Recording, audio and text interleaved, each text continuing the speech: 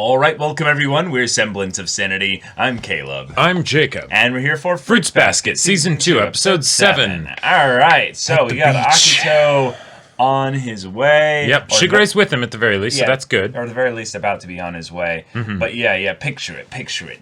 He shows up in a big, thick kimono at the beach. Yeah. And he's just looking around like, where's everybody? Like, are we gonna hang out? They're just hiding or something. Everybody is hiding, or they've abandoned this house for the lake house, you know? Yeah, just went to a different house. Yep. Kureno's like, the demon is on his way. I repeat, the demon is on his way. Right, Shigure just has like a special life alert thing under his coat, but it's just the Akito alert. Yeah. It sends it directly to Yuki. Right. My location is also where Akito is, you know. And then Yuki, once he clicks his thing, it sends a buzzer thing to Kyo, so that Kyo, because Yuki's about to have a heart attack, right? So then Kyo comes in and punches Yuki to basically snap him out of the terror that Akito is on his way. I'm very nervous, but also hopeful with how this goes, because this could be, Akito going into territory that is not his own and everyone just, protecting everyone else and it being wonderful. Yeah. But at the same time, we've had a couple characters hit some emotional lows, specifically Tohru. And so I'm a little nervous. Yeah, I think nervous is a very proper response here. Mm-hmm. We are headed also as well into story that could be new territory in general, because Yuki is ready to communicate with Tohru. Yeah. But he put the ball in her court of, I will basically be here to open up about some things whenever you're ready. The thing is that if you want to talk about something, Yuki, you can just say it and bring it up. So, given that, she doesn't know exactly what you're going to be talking about. Right. She doesn't know if she's ready for whatever it is. So, if anything, you should just start being vulnerable and just, see where that leads, you know? And this is Yuki going into new territory himself, so he's of course getting a feel for it and everything. But yeah, I want there to be lots of people who don't have a problem beating the shit out of Akito present and ready, because it's not going to work, Jacob. I know, but I want it to happen. This isn't that kind of show. Just let me see violence. No, it's not that kind of show. I know. I know. I mean, maybe Kyo. Maybe Kyo. But y'all, without further ado, let's get into this. Alright everyone, now be sure to go check out the reaction portion of the video in the description below, then come back here for the discussion.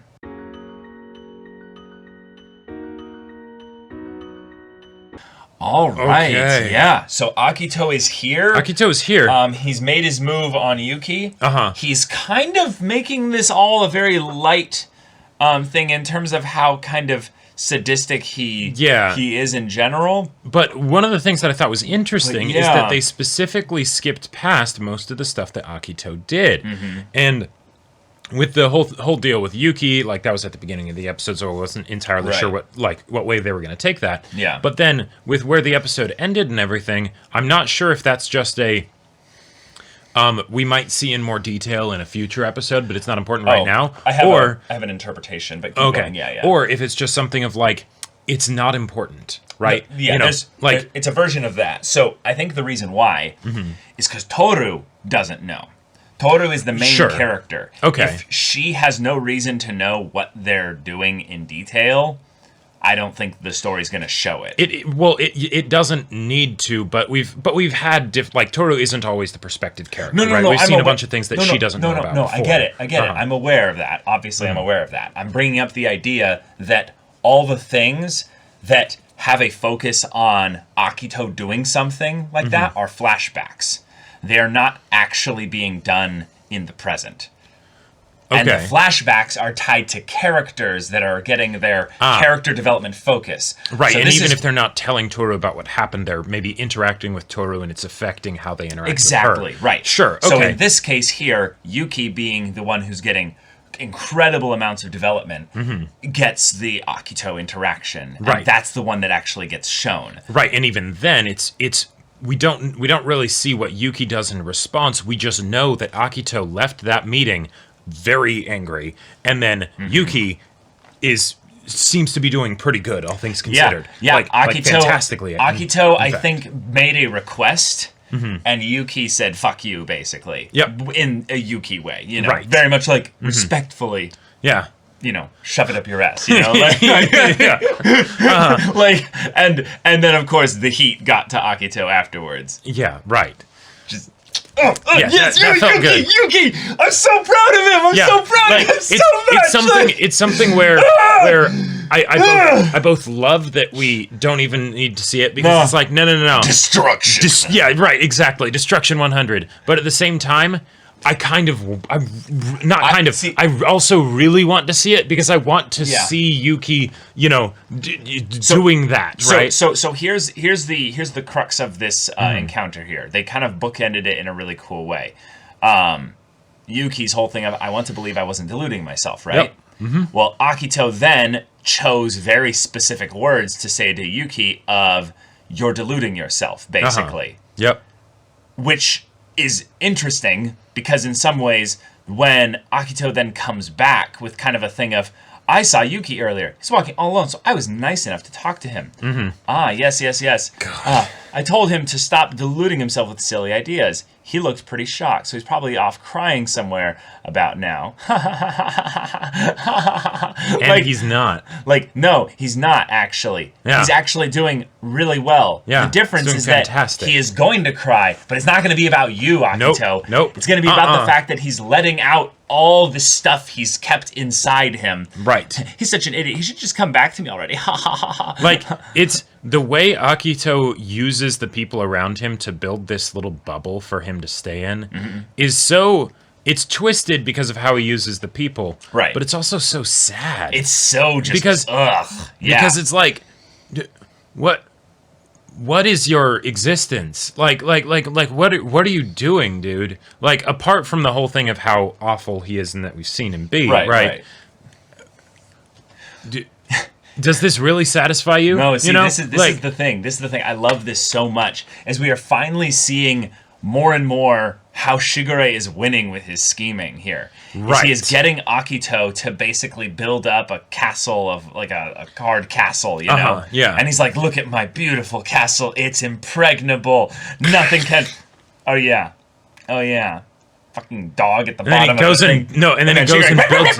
just runs away. And Shigure doesn't even need to be the one to do it, right? He can just watch it happen, and then Akito's just like, that was a fluke, and then he starts building it again, you know, and it's like, so who's deluding? Who's deluded? I can't speak right now. Right. Akito. If it's Yuki, then you know what I think it is that the only thing that Yuki might be deluded on here is that he's going to have a modicum of control over his emotions when he opens the lid here. Right, and I think that's what he kind of came to accept when he kisses Tohru on the forehead, the tear falls onto her face, and then he just sort of collapses, right? Right, because this is a tie-in to... I love this episode, by the way. This is a tie-in to what Tohru was dealing with Kyo, is the idea of she wants to communicate regarding a specific subject, but she doesn't want to hurt the other person by bringing up something that might be a touchy subject. And then Kyo's like, I'm actually more annoyed that you would try to be considerate about that. Like, let's just talk about it. I thought I kind of told you all the details about that. So, it's okay. You know, you had your mom, you guys had those sweet, wonderful moments and stuff like that.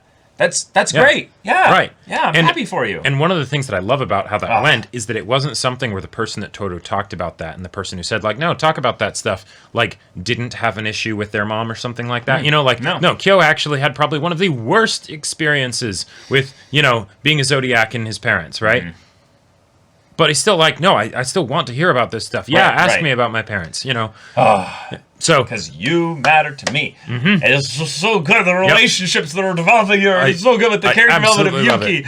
Okay, so Yuki then, no longer deluding himself that he can basically keep the lid on this, is going to open this up here. And I liken it to, in a lot of ways, this is a lid that has been put on something that had food in it at one point. Stuff that was supposed to nourish you. Stuff that was good. Things that kept you healthy and hale, you know?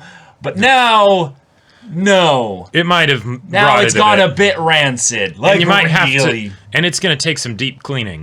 But you can't do that with the lid on. Yep. So, you know. So Yuki, I'm so proud of you. Yep. I have personal experience with kind of Yuki's situation in a lot of ways that I feel like really, really applies a unique perspective to this conversation here. Yuki's issue, I would say, is that he was deluding himself in that he was building relationships while putting up this persona. Oh, sure. Yeah. That's something that I very much believe that he believed on some level. Yep. However, he's a smart cookie. He's very much able to tell when he has a better relationship with someone like Hatsuharu, for instance. You know? Sure. You know. Or Tohru. Tohru. Yeah, exactly. But on that level, as he starts to become more aware of the different sides of himself, he needs to rectify these things here. Yep. And one of the things that's really rough about doing that is that usually most people only see the specific side that you've been wanting them to see. Right. And I remember... Dark side of the moon and all that. Yeah, exactly. I remember multiple times growing up where I basically really dramatically created personas basically as defense mechanisms in environments that I wasn't comfortable with. But then there would be someone that was kind of like a Tohru, for instance, where it wasn't so dramatically amazing, you know.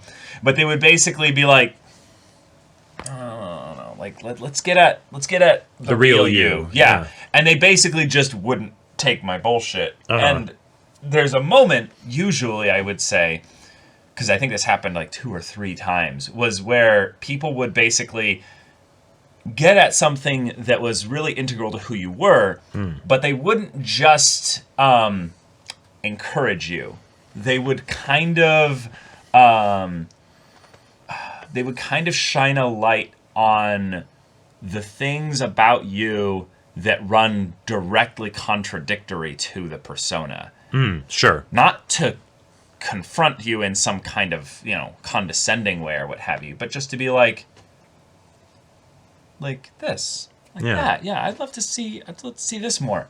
And then you, at least me, my experience there, I had the whole thing of that aspect of myself then naturally bump up against the persona as there can only be one, right? Right. And they would literally duke it out with each other in terms of okay, what's going to win out here? Right, which do I hold to be most valuable? And almost always there was this kind of delusion of sorts that I can do both. I can actually do both. Yeah. No, it's okay. I can absolutely hold on to both.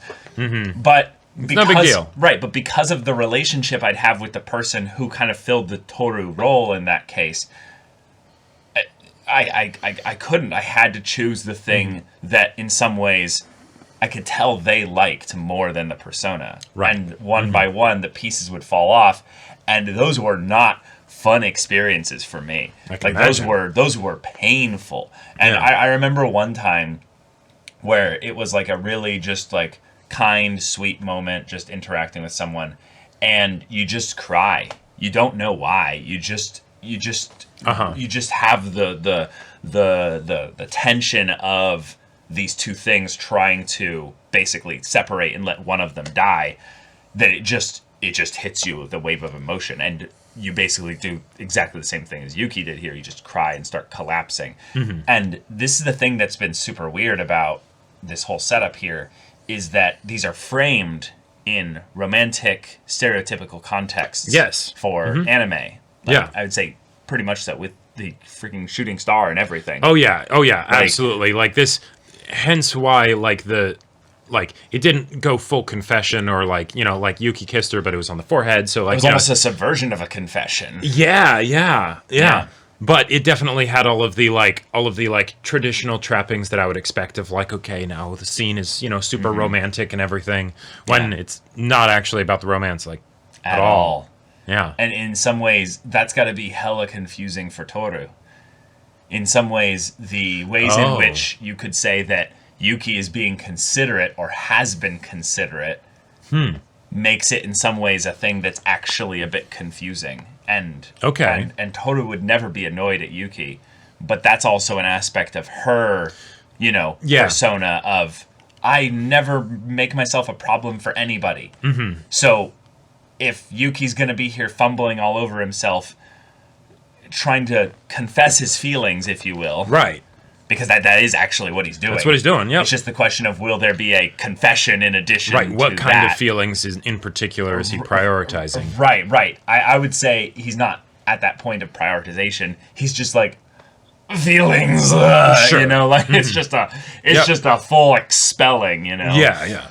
Oh. Yeah. But yeah, I loved this episode. I gotta say, it's something where I really like how it was handled in making things easier for us, the audience, given that Akito is coming into this episode, because and I've talked about this before in like previous reactions, but Akito is uncomfortable for me, right? And I would say he's probably pretty dang uncomfortable for a lot of people that watch this show. Yeah, he's a even more broken but Johan type character. Yeah, where his presence literally unsettles you. Mm-hmm. And because it's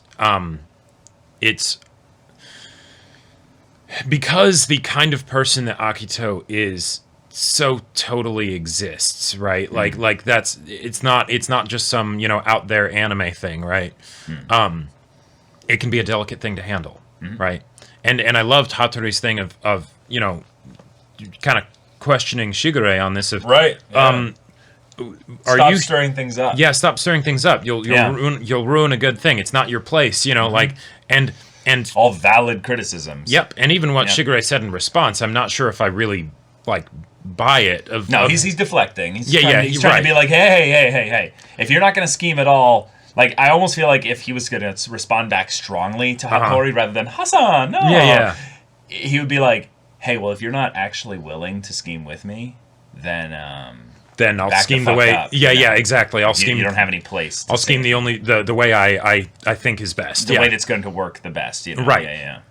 Yeah. And I love how the way Shigure kind of kills with kindness with Akito. Like it's like he knows that Akito is going to try and use him and Hattori and you know, everybody as like this little bubble. And he's like, yes, I'm going to feed into that. Yeah, I'm going to feed into that. I'm going to make sure that everything you send at me, I just sort of echo back at you, right? You know, it just bounces right back because I want you to basically I want you to suffer under your own you know, outcries. Right. I think this is just my favorite thing about Shigure is he's having like his own like vengeance basically. Yeah. He's like, I have watched, I have waited. Right. And this isn't... I will suffer 1,000 more sufferings if it means I can end you. Right. This isn't like the traditional, like, if you think about like revenge stories of like the go find them and kill them and vengeance. This is like Count of Monte Cristo, I will disassemble you, you know, like this is the thing that you would traditionally associate with like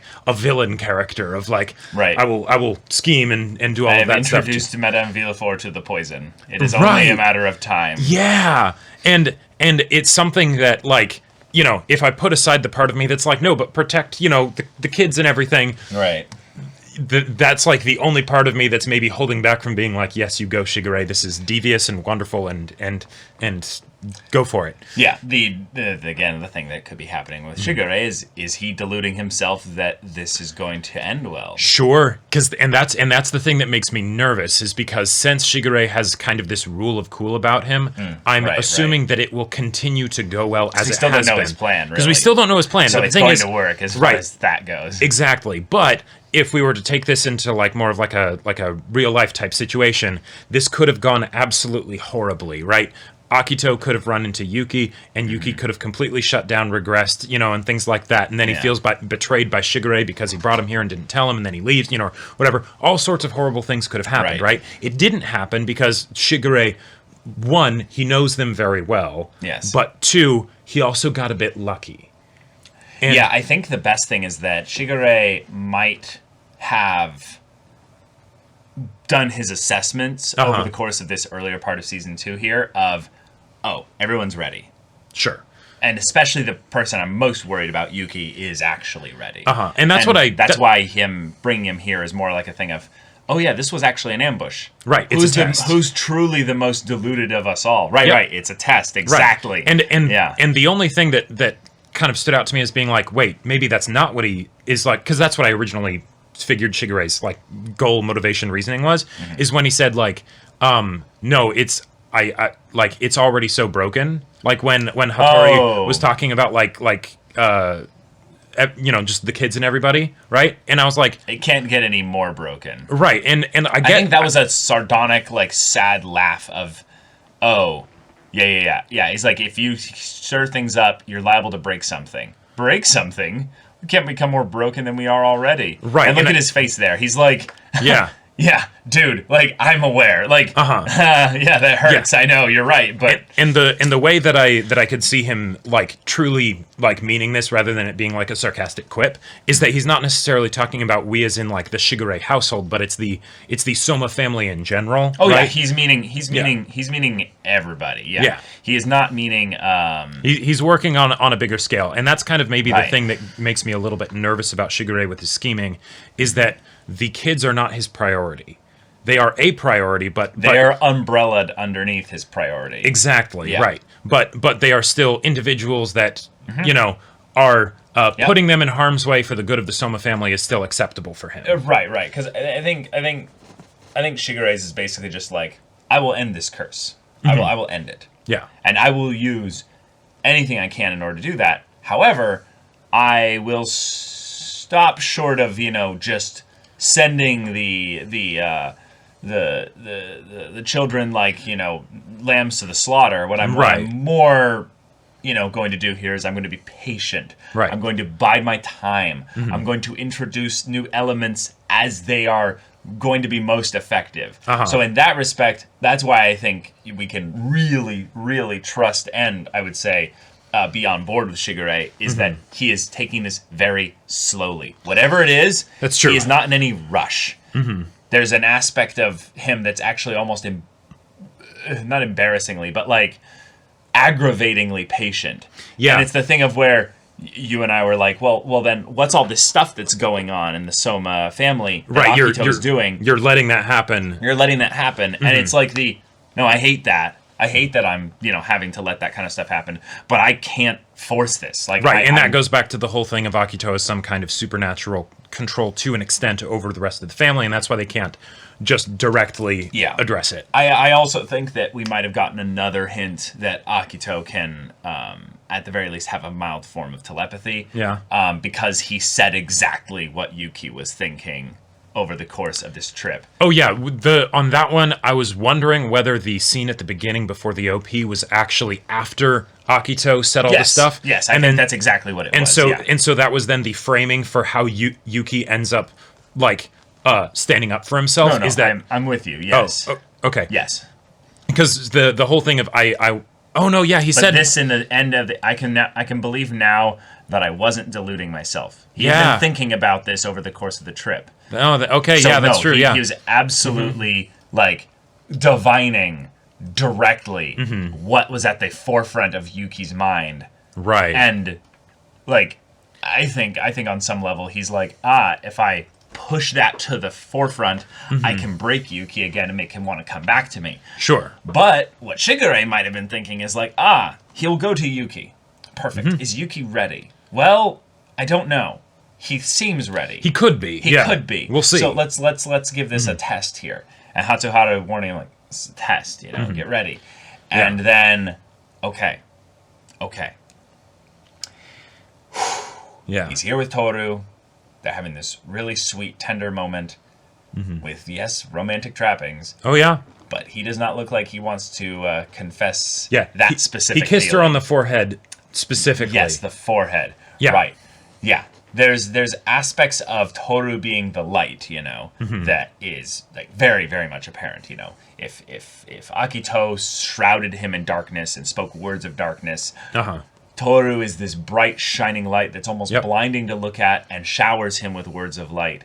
And yet, on some level, we know that because of Toru's issues and stuff, a lot of this is stuff that she's putting up as a front to, just have as congenial a time as possible. Exactly. And that's why her development stuff with Kyo and just that her going on that arc is so important because it's the thing, like, Because if it was just fake and she wasn't working on it, right? Like, I mean, it's not entirely fake because it comes from a place within her, right? Oh, so it comes she from a still place within her, yeah. decides to do that, right? Right. But the fact that she is able to acknowledge and work on the fact that she has to put that on as her own persona, right? That goes to show that the roots are going to go deep. Yeah, it's the same kind of thing of where Tohru will make a point about how they paid for the flower pot that they broke when they were swinging, sticks around with the watermelons out there. It's like, Tohru, nobody cares. Literally, nobody cares. It could have been the way you told the story. It could have been your guys' flower pot. Yeah. Mm-hmm. Yeah. But there's so many just good moments here. Now, Hiro and Kisa, had some little moments as well. Hiro is aware of what his words did to Tohru, and given that he's actually making observations mentally about it, I would say that shows that he feels bad about it, because otherwise he wouldn't bother paying attention to it, Right, he's a smart enough boy that he's obviously aware of a lot of things, but it's whether or not he actively spends time like going, oh, that's what I did. Okay, right, gotcha. Exactly. Or, bakit, why is she, no. Oh, yeah. Man, yeah, that was me, yeah. Right. But one of the things that I was kind of expecting more of maybe in this episode was... I wasn't done talking about Kisa yet. Yeah.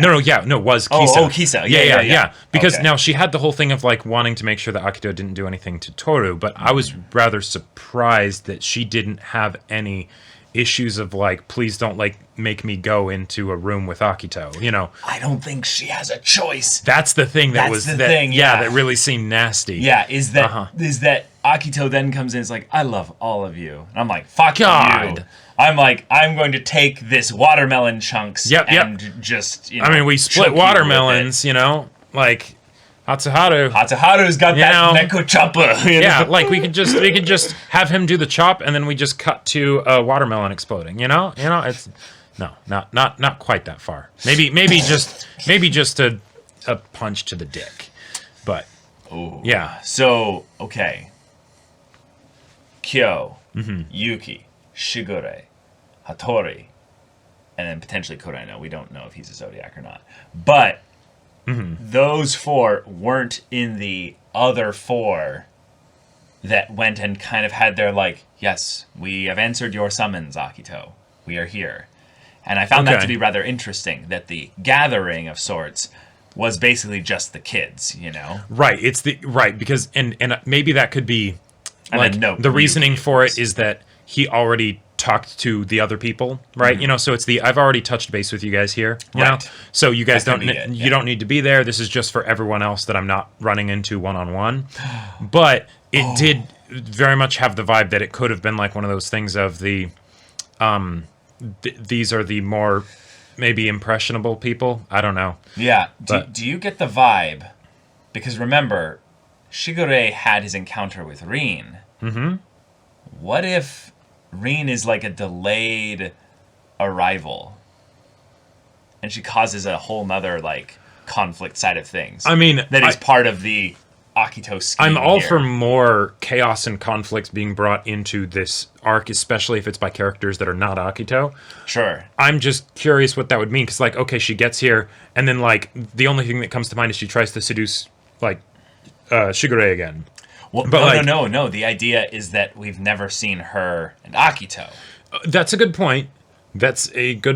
And also, we don't know like anything about her really. Like she is this tepid storm, this strange whirlwind of confusing feelings. So I want to see if that encounter with her and Shigure earlier will have any follow-up in this kind of segment of the story.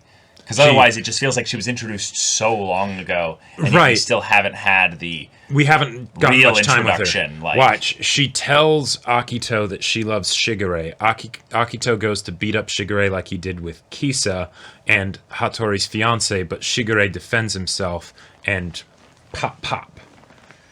I mean... That's wishful thinking on my part. I think... Yeah. At this point, well, that's actually an interesting point, though. okay, hold on. The romantic relationships. Uh-huh. Haven't all the ones that have ended in violence Where when violence Akito towards... found out Well, right, but weren't they all with violence towards the women? Yes.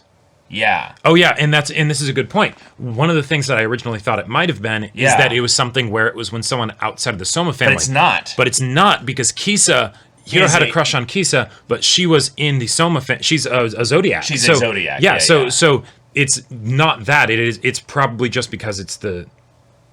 Oh, yeah. Okay, no, I guess that's a good point. So then, or maybe it's just whoever says that they love someone, then he beats the shit out of the person that they love. Yeah, no, I don't think so. Okay. I think there might be some specific fuckery, basically, that Akito is... I could see that. I mean, is prone to dish out. There is no level that I don't think, like, that is off limits in my mind of where Akito will stoop. I'm not saying that. I'm meaning that there's a specific blend that he prefers, meaning that Shigure can more easily manipulate that kind of side of his darker self, because I think the only way really we beat Akito is when Akito basically has a... Oh, man, no, I'm not going to make that connection here. When he has his tantrum, basically. Yeah. It's when everyone just kind of looks at him. Right. And just kind of just blankly stares. Yeah, it feels very much like it'd be sort of like... one of the most disempowering things that you do. Like, it gives me the same vibe as, like, Azula's ending in Avatar: The Last Airbender, right? Where it's like, you know... Mental breakdown, very uncomfortable to watch. There are the people that look away, and then there are the people that look at it directly and are like... Need to see it happen. I need to see this. Yeah, That's actually a very good comparison. I was going to make a much dumber comparison. Okay. Yeah. But, yeah, so I'm... And because of that, there's almost a part of me that wants Akito to rear his ugly head again. Yeah, that's what I'm saying. Yeah, you know, and actually try something that way. Defensive measures are, you know, required. Explored. Yeah. Okay. Let's keep the Yuki development train going, though. Like, this is a big deal. This is a huge moment, and I personally would like that this potential conversation or moment here become a thing that involves Kyo. Yeah. I want it to be a thing where she's like, let's go back, you know?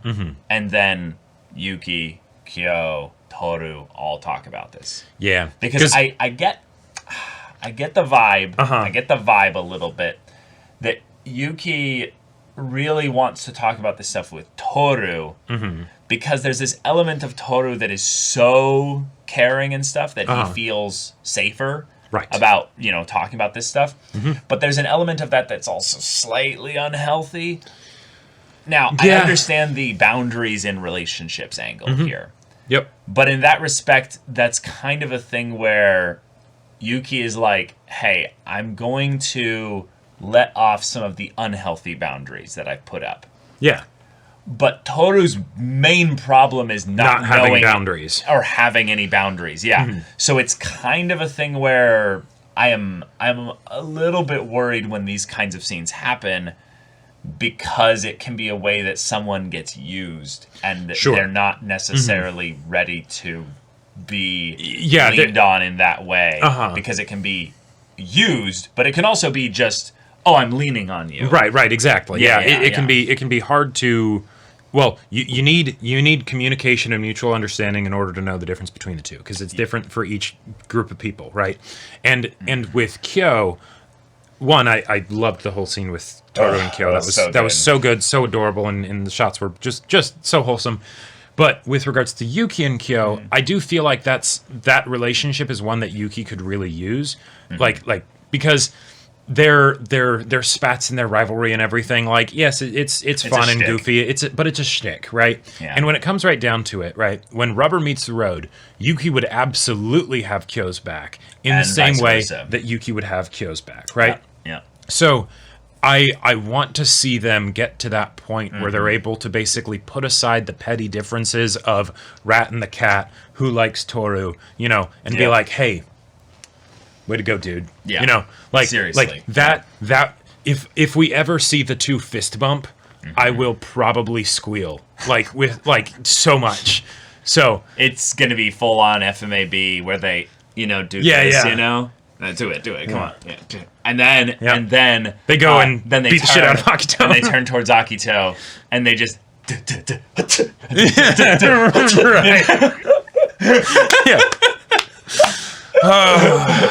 yeah. All right, y'all. Akito trash. Akito trash. It's just true. I'm sorry. Yep, y'all. But, it really is. Okay, Kureno is here.